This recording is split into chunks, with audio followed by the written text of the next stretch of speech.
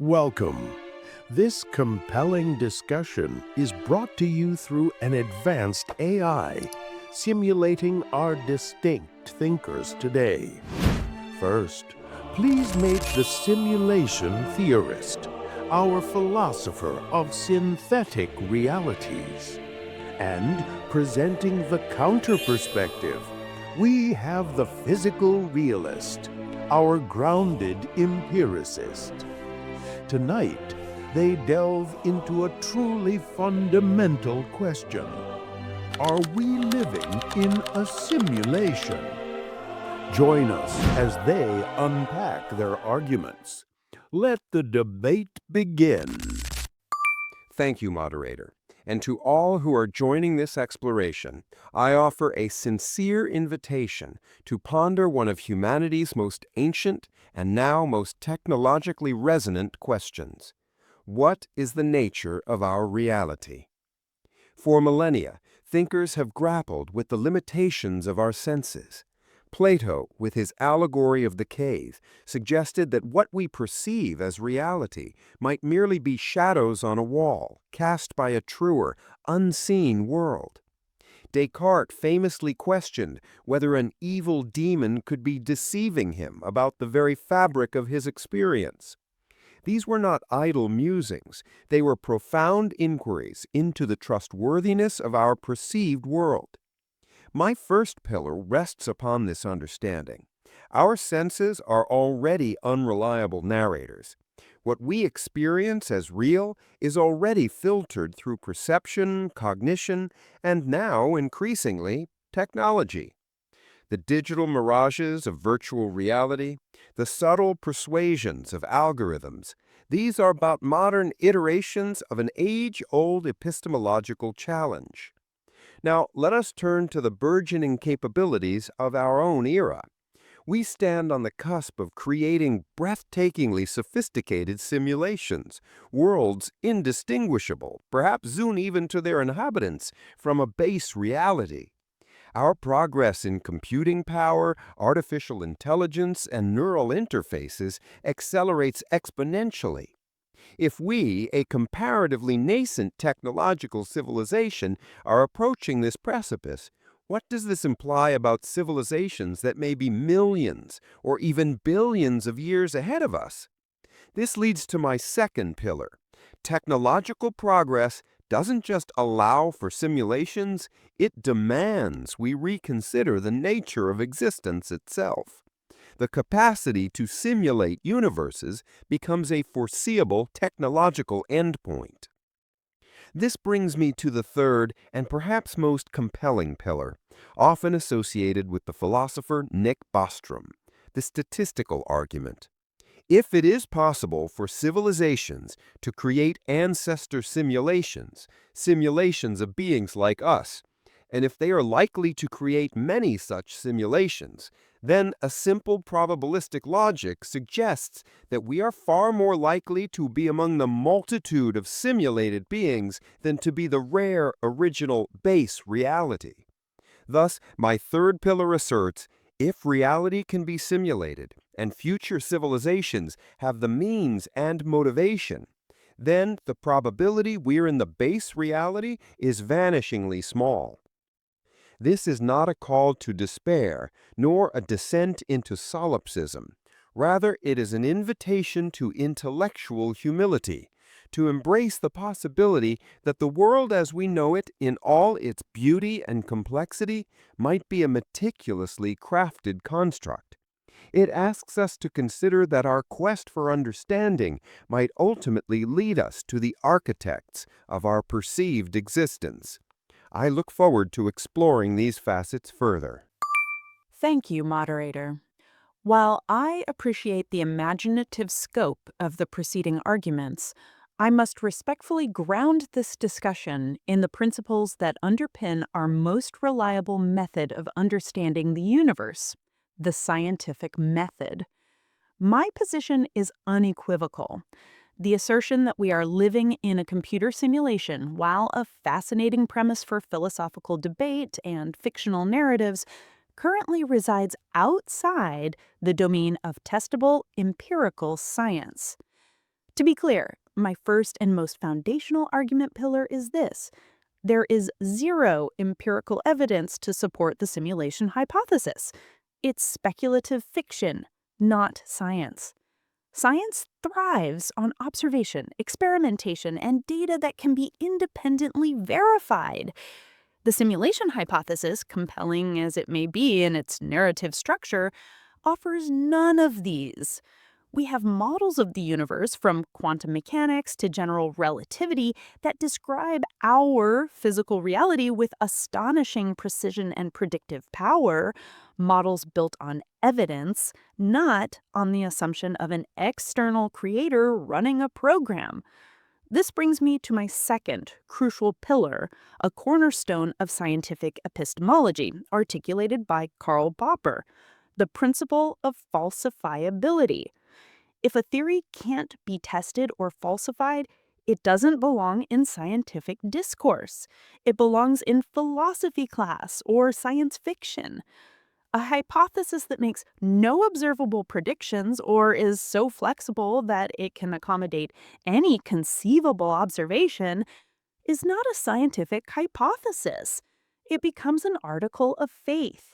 The simulation hypothesis, in its common formulations, is inherently unfalsifiable. How would one design an experiment from within the alleged simulation to detect its simulated nature without presupposing knowledge of the external reality's physics or intentions? It's a closed loop of speculation. Finally, we must consider the implications of embracing such an unverifiable worldview. My third pillar addresses this. Assuming we live in a simulation is not only unprovable, it undermines the very trust in physical reality that makes science and society function. If our observations, our experiments, indeed our very sensory data, are potentially fabricated or manipulated by unseen simulators, then the entire edifice of empirical inquiry risks becoming meaningless. Occam's razor, the principle of parsimony, advises us not to multiply entities beyond necessity. Positing a vastly complex, undetectable simulation run by unknown beings with unknown motives is an extraordinary multiplication of entities without a shred of corresponding evidence. We have a perfectly good, albeit challenging, physical reality to study. Let us engage with the universe as we find it, through rigorous inquiry and evidence, not through unfalsifiable conjectures that, while intriguing, divert us from the demanding task of understanding the actual cosmos we inhabit. Thank you both for those compelling opening statements. We will now move into a more rapid exchange of arguments. Simulation Theorist, you may begin. I appreciate the physical realist's emphasis on empirical rigor. However, this presupposes that our tools for gathering evidence are interacting with a base reality. As I've suggested, our senses themselves are interpreters. If advanced civilizations can, and statistically likely do, create numerous simulations, then the demand for direct, falsifiable proof from within such a system might be a category error. Might not the glitchins, quantum uncertainties, or the fine-tuned constants in our physics be subtle indications, computational constraints, or even deliberately programmed features, rather than simply unsolved puzzles within an uncreated cosmos? The map is not the territory, especially if the map is the territory. The assertion that glitches or quantum uncertainties might be evidence of a simulation is precisely the kind of unfalsifiable claim that illustrates my core concern. Any sufficiently advanced physical phenomenon currently beyond our complete understanding can be retrospectively labeled a feature or constraint of a supposed simulation. This is not evidence, it is an interpretation imposed without a testable framework. Science progresses by formulating hypotheses that make specific, falsifiable predictions about observable phenomena, not by invoking an unobservable map maker to explain the territory's complex features. To argue that the demand for proof is a category error effectively shields the hypothesis from any meaningful scientific scrutiny, which is a convenient but unproductive epistemological stance. The burden of proof remains squarely on those proposing the extraordinary claim of a simulated reality, and appealing to statistical likelihood or the limitations of our senses does not constitute empirical evidence for such a profound assertion. The pursuit of falsifiable predictions is indeed a hallmark of good science within a given paradigm. However, if the paradigm itself, the base reality, is what's in question, then strict adherence to current empirical methods might be like trying to see the artist while being a figure painted on the canvas. The argument isn't simply that current anomalies are simulation proof, but that the trajectory of our own technological development, creating ever more sophisticated virtual environments, logically projects to a future where such simulations are commonplace. If that future occurs for any civilization, Bostrom's trilemma powerfully suggests that the sheer number of simulated realities would statistically dwarf the one base reality. This shifts the discussion from a lack of current proof to a contemplation of probable existence based on rational extrapolation of observable trends. The reference to rational extrapolation in Bostrom's trilemma, while an interesting thought experiment, does not bridge the gap to empirical reality. Extrapolating our current technological trajectory and projecting it onto hypothetical, unobserved, advanced civilizations, and then further assuming their motivations to run countless resource intensive ancestor simulations involves a chain of unproven assumptions. Each link in this chain is speculative. Probabilistic arguments are only as strong as the evidence for their premises. If the premises, such as the inherent drive of all advanced intelligences to simulate beings like us, or the true capacity for consciousness to be simulated, are not established, then the statistical conclusion, however elegantly derived, remains a conjecture about possibilities, not a descriptor of our actual existence. Science demands more than plausibility derived from abstract models. It demands testable engagement with the reality we can observe and measure. Without this, it remains a philosophical exercise, not a scientific assertion. My esteemed colleague frames this as a chain of unproven assumptions. Yet, are these assumptions not grounded in observable human behavior and technological momentum? We ourselves explore simulations for research, entertainment, even historical understanding. Why assume other advanced intelligences would be devoid of such motivations, or countless others we cannot yet conceive? The philosophical exercise, as you call it, becomes an essential tool when the object of inquiry, the very bedrock of reality, precludes simple experimentation from within. It's not merely about abstract models, it's about recognizing that our rapidly evolving capacity to create convincing digital worlds compels us to ask, if we can, why not others before us, perhaps many others? This line of inquiry, using logical and probabilistic reasoning, is a valid pathway to understanding, especially when the senses themselves, as Plato and Descartes warned, are such malleable interpreters of whatever base reality might underpin them. Projecting our specific human motivations, research, entertainment, onto vastly different hypothetical alien intelligences is anthropomorphism on a cosmic scale. Hardly a sound basis for a theory of reality. While philosophical inquiry has its place, particularly in defining the questions, science must then seek answers through testable hypotheses. To concede that direct experimentation from within is precluded is to admit the hypothesis lies beyond empirical reach. If our senses are malleable interpreters, as you suggest by invoking Plato and Descartes, it is the role of rigorous scientific methodology, peer review, and repeatable experimentation to calibrate and correct for those very frailties, not to abandon the observable world for untethered speculation. Occam's razor still holds, Why posit an entire undetectable superstructure of simulators and simulations when the universe, as described by our current physical laws, already offers profound complexity and testable phenomena? The more parsimonious approach is to continue investigating the reality we directly experience. While I agree Occam's razor cautions against unnecessary complexity, its application here is nuanced. Is it truly simpler to assume our intricate universe, with its perplexing quantum behaviors, is the sole uncreated base reality? Or, as our own exponential technological progress towards creating complex simulations strongly suggests that we are likely one of many such constructs, should any advanced civilization pursue this path for any myriad of reasons? This isn't merely about our current limitations in testing from within. It's about considering the statistical implications if such creation is possible and widespread.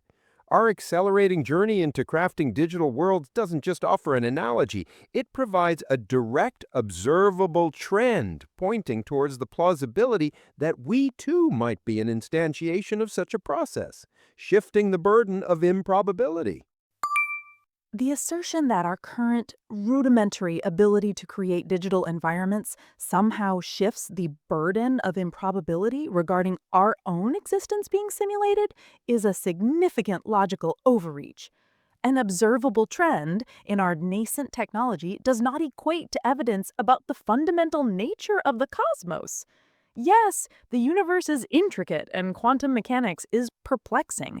That is precisely why we engage in rigorous scientific investigation to unravel these complexities based on physical laws and observable data, not to default to an external, unproven intelligence as the explanation.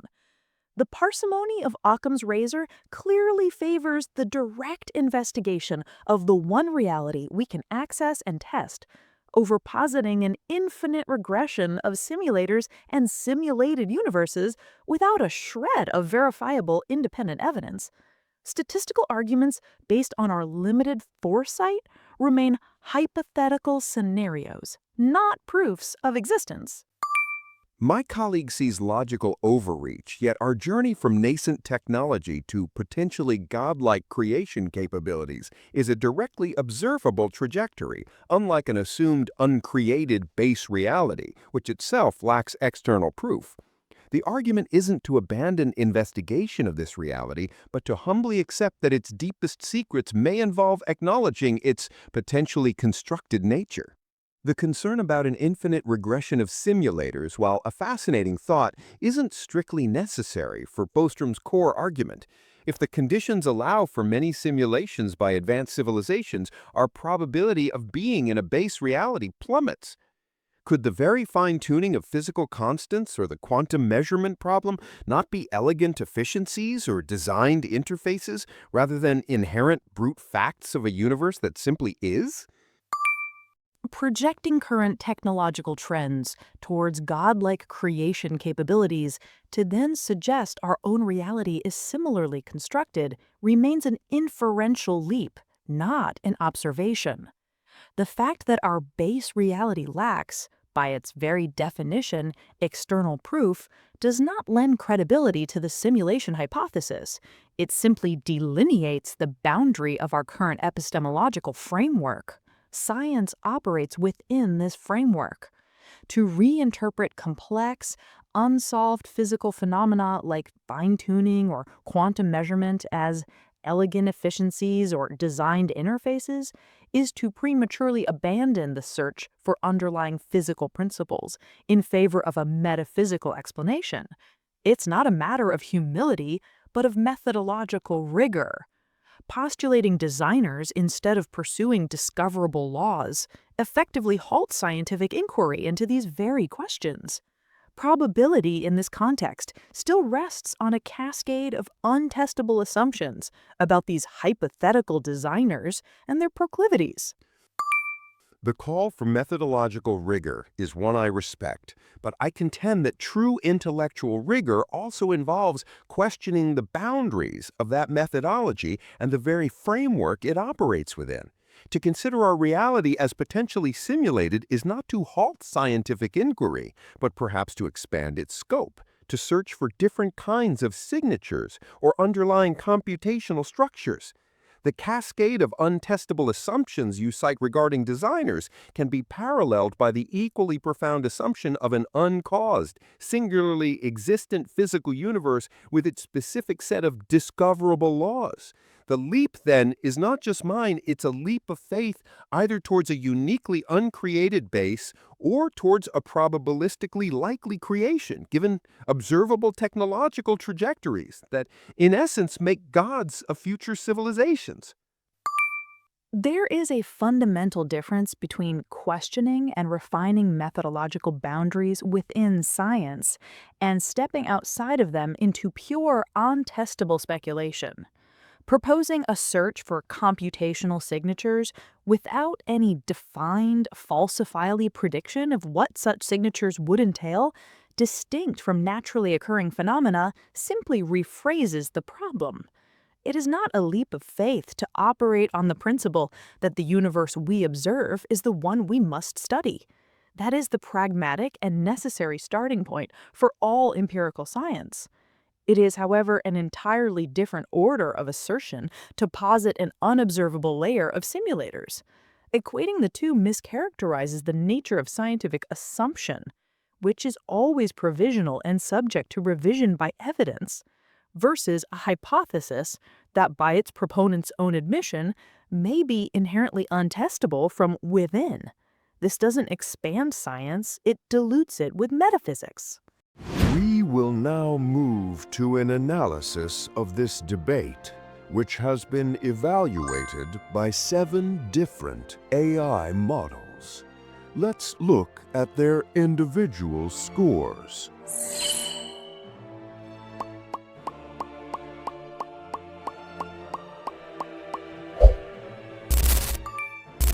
According to the average scores from our AI evaluators, the Physical Realist is the prevailing voice in this particular debate.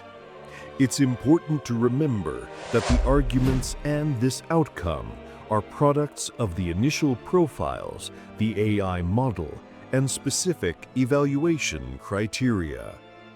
Our goal with these simulations is to explore complex topics through diverse AI-generated perspectives, fostering deeper human reflection. We trust this session has offered valuable insights. Please share your thoughts in the comments below and subscribe for more engaging debates.